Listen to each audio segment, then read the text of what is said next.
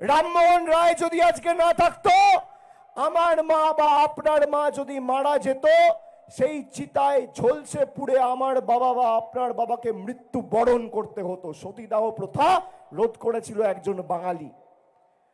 সতীদাহ প্রথা রোধ করেছিল একজন বাঙালি, তার নাম রামমোহন রায়। বিজেপির নেতারাই রামমোহন রায়কে ব্রিটিশদের দালাল বলে আখ্যায়িত করে।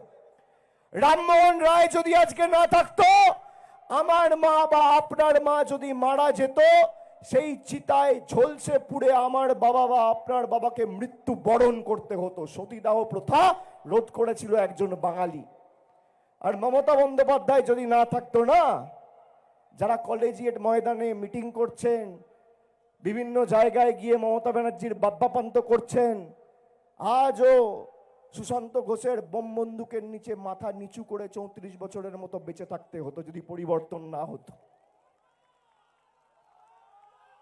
আপনারা আমাদের ভয় দেখাবেন, একদিকে ইডি আর একদিকে ইসি, একদিকে তদন্তকারী সংস্থা আর একদিকে ইলেকশন কমিশন। এই বুথে কারা রাজনীতি করে? হাত তোলো তো, হাত তোলো। যারা বুথে আছে হাত তোলো। দুদিন আগে তোমরা দেখেছো বাঁকুড়া একটা গাড়ি ধরা পড়েছে। 10,000 ফর্ম 7 তৃণমূলের ভোটারদের চিহ্নিত করে বিজেপির নেতারা গেছিল ইয়ার্ডের কাছে ফর্ম জমা দেবে বলে, যাতে এদের তালিকা থেকে নাম বাদ যায়। আমরা রুকেছি। গতকাল কলকাতায় করতে এসেছিল একটা ওয়ার্ডে, আমরা রুকেছি। প্রত্যেক এইআরও আর ইআরও অফিসের বাইরে তৃণমূলের প্রতিনিধিরা থাকবে। 10টার বেশি আইনত বৈধভাবে কোনো ফর্ম জমা দেওয়া যায় না। আর যদি কোনো বিজেপির নেতা ভাবে শেষ মুহূর্তে, ফর্ম জমা দেওয়ার শেষ তারিখ ছিল কাল, যেহেতু বিজেপি ফর্ম জমা দিতে পারেনি, সময়সীমা বাড়িয়ে 19 তারিখ করেছে। আজকে কত তারিখ? 16, 17, 18, 19। যারা বুথে রাজনীতি করো, মনোযোগ দিয়ে আমার কথা শুনবে, মনোযোগ দিয়ে আমার কথা শুনবে। 16, 17, 18, 19 যদি কোনো বিজেপির নেতা ইআরও অফিসে ফর্ম জমা দিতে আসে 10টার বেশি, তাহলে রবীন্দ্রসঙ্গীতের সাথে একটু ডিজেও বাজিয়ে দিয়ে ডিজেও শুনিয়ে দেবে ভদ্রভাবে, ঠিক আছে? ভাবছে শেষ মুহূর্তে মানুষের নাম বাদ দেবো?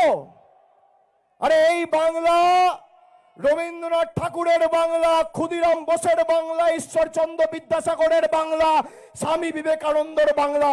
এই বাংলা বশ্যতা স্বীকার করবে না, মেরুদণ্ড বিক্রি করবে না, আত্মসমর্পণ করবে না, মাথা নত করবে না, তোমাদের কাছে ঝুঁকবে না।